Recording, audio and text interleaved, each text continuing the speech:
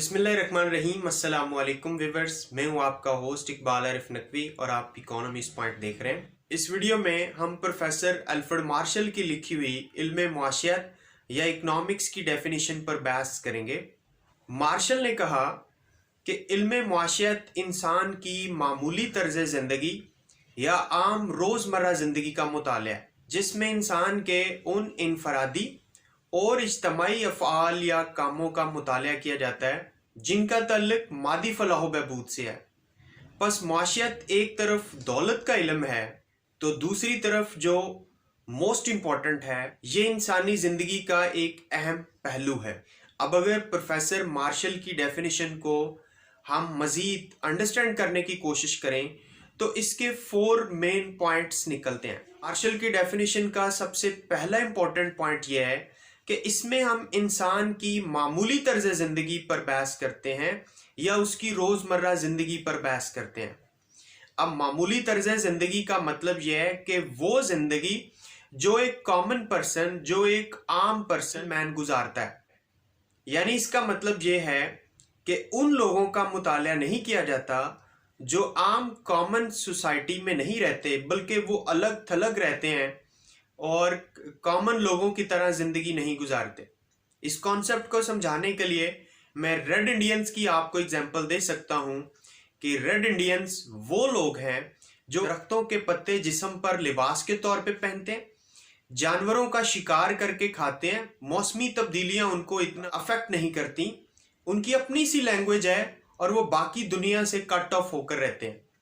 उनकी ज़िंदगी ऐसी है या आम जिंदगी नहीं है। तो मार्शल के कहने का मतलब है कि हम आम कॉमन सोसाइटी की बात करते हैं, अलग थलग और आइसोलेटेड रहने वाले लोगों की बात नहीं करते।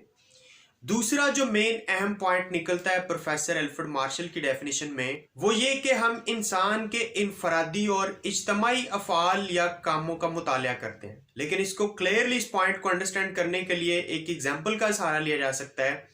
अगर हम डैम कंस्ट्रक्शन के लिए या फ्लड विक्टिम्स की मदद के लिए डोनेशन को इकट्ठा करेंगे तो ये एक सोशल एक्शन है या इज्तमाई फेल है। लेकिन अगर उसी फंड के अंदर कंट्रीब्यूशन के लिए कोई एक इंडिविजुअल अपने तौर पे अपना हिस्सा डालता है, इसको हम एक इंडिविजुअल या इनफरादी अमल कहेंगे। तीसरा मेन अहम पॉइंट इसकी डेफिनेशन का ये है, इसमें इंसान की मादी खुशहाली का मुताला किया जाता है। अब मादी खुशहाली से मुराद ये है कि फिजिकली आप चीज़ों को कंज्यूम करें और आपको सेटिस्फेक्शन हो, ये मादी खुशहाली है। हम अगर अपने जिस्म के ऊपर कपड़े पहनते हैं फिजिकली तो ये मादी खुशहाली का सोर्स है। अगर हम पानी पीते हैं अपनी प्यास को बुझाने के लिए तो ये मादी खुशहाली का सोर्स है। अगर हम एक हाउस की कंस्ट्रक्शन करते हैं ताकि उस शेल्टर को हम फिजिकली इंजॉय कर सकें तो ये मादी खुशहाली है। इसमें स्पिरिचुअल या रूहानी खुशहाली का जिक्र नहीं है, बल्कि उसकी डेफिनेशन का अहम पहलू ये है कि इसमें मादी खुशहाली की बात की जाती है। फोर्थ और अहम पॉइंट ये है कि दौलत का जो हम मुताला करते हैं वो इंसानी फलाह बहबूद के लिए करते हैं। यानी कहने का मतलब ये है कि हम दौलत को इंसान की फलाह बहबूद पे सेक्रीफाइस कर सकते हैं, ना कि इंसान को दौलत पे सेक्रीफाइस किया जाता है। यानी इंसानी ज़िंदगी और उसकी मादी फलाह बहबूद उसका अहम पहलू है और दौलत की जो इम्पोर्टेंस है वो सेकेंडरी है।